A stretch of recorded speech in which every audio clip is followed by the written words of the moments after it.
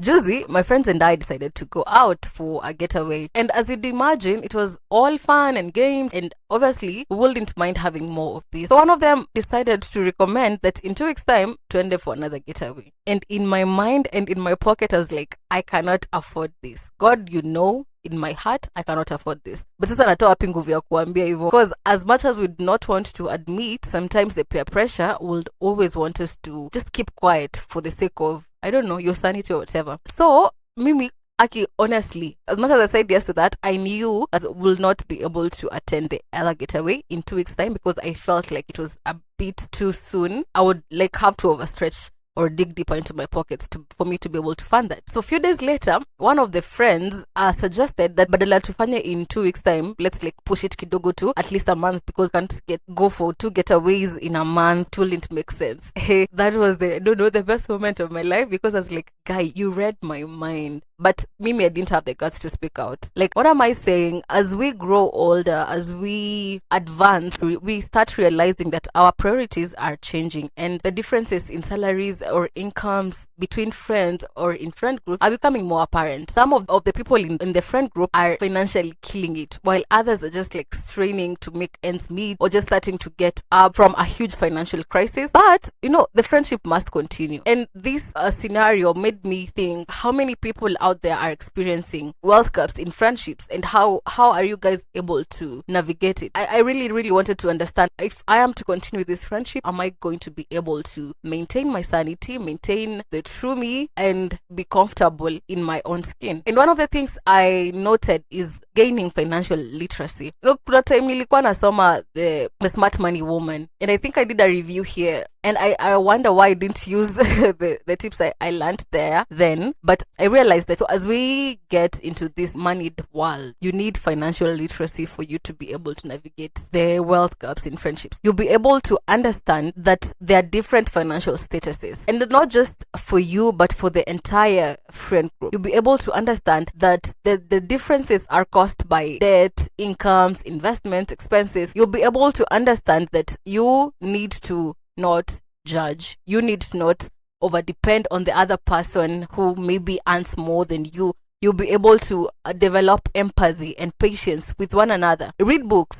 Listen to podcasts like this one. Follow financial experts. Follow Just Ivy on Instagram. I am a student and I love it there because we get to become more financial literate. And I think that is a very crucial thing for us as we grow up. The next thing I learned is to balance and prioritize. I said earlier that as we grow older, our priorities are changing. But being in a group of friends means doing things together. And this may lead you to overspend on things that maybe you do not want to do or you are not in a position to do. So always know when to cut back. If overspending is going to hurt your pocket, then don't do it. Your friends will understand because again, they're your friends, right? Again, if you maybe make more money than them and you always have to spend on them just because you know you have more money, at this point you need to set your priorities right. Prioritizing will always go hand in hand in setting your limits. Always have a budget. The other thing, talk it out. And I know finances are a very tough nut to crack, not just in friend groups but also in life. Understand that it may be difficult to openly talk about how much you earn or how you earn it, but it doesn't always hurt to talk about the budget or the spending expectations, the joint expenses. If you're going out and you know that we're going to pay this much, then make sure that everybody knows this how much they're going to contribute. Just make sure everybody is on the right page. Ndio ukifika pale wasianze kukuhurumia zile za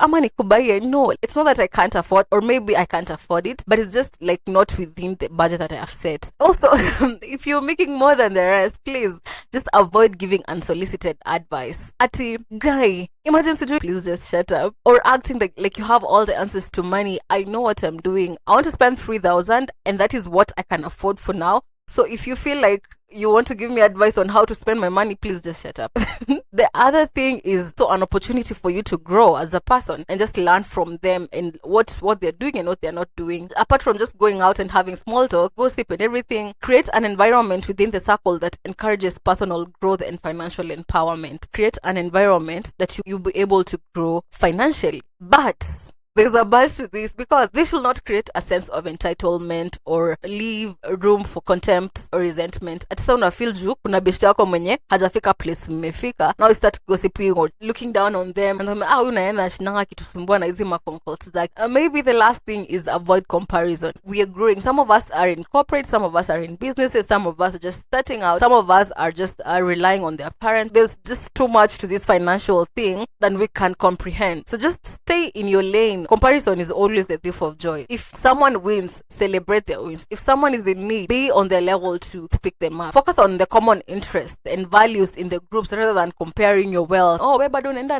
na matatu. That's comparison. Wealth is not the only measure of a person's worth. True friendships are built on genuine relationships. That you know. It is always easy to feel like the person who earns less tend to think that they are lazy or less ambitious. Kwa nini hafanyi hivi ndio afike hapa mali nimefika? Sometimes those on the other side may be seen as privileged. It is just so important to know your circle. While gaps in friendships will always expose the bonds or the shells in your relationship. Then you'll be able to know if you are bonded together or if there are shells in this relationship that will make you break. More than anything, more than finances, it is important to have the right people around you. That's it for this week. My name is Jambi Gaido. See you on the next one.